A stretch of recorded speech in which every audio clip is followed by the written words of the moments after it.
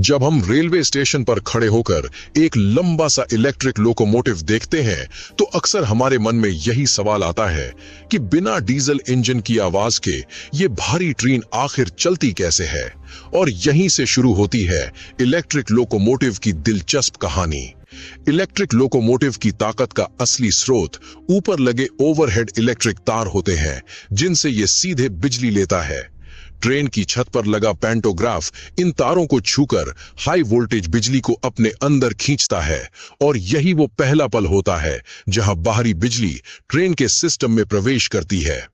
ये बिजली सीधे मोटरों तक नहीं जाती, बल्कि पहले एक मुख्य ट्रांसफार्मर में पहुंचती है, जहां बहुत ज्यादा वोल्टेज को जरूरत के हिसाब से कम या ज्यादा किया जाता है, क्योंकि मोटरों को बिल्कुल सटीक वोल्टेज चाहिए होता है। इसके बाद ये बिजली रेक्टिफायर और इन्वर्टर सिस्टम से गुजरती है, जो बिजली को इस तरह कंट्रोल करते हैं कि मोटरों को स्मूथ और लगातार पावर मिलती रहे। अब असली जादू शुरू होता है ट्रैक्शन मोटर्स में, जो पहियों से सीधे जुड़े होते हैं।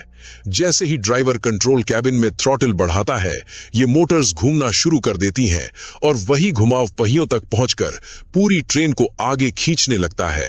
खास बात यह है कि इलेक्ट्रिक लोकोमोटिव में गियर सिस्टम बहुत मजबूत होता है, ताकि धीरे धीरे खड़ी ट्रेन भी बिना झटके के चल सके।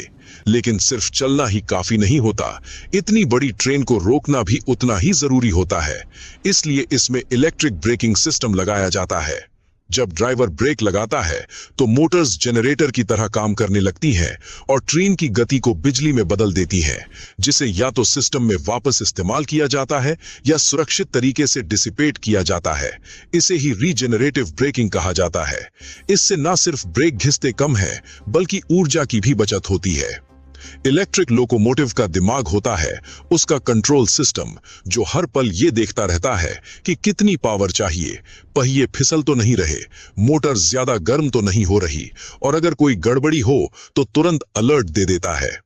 अंदर लगे सेंसर लगातार तापमान, करंट और स्पीड को मॉनिटर करते रहते हैं, ताकि ट्रेन सुरक्षित और कुशल तरीके से चलती रहे। यही वजह है कि इलेक्ट्रिक लोकोमोटिव लंबी दूरी पर भी बिना थके काम कर सकता है।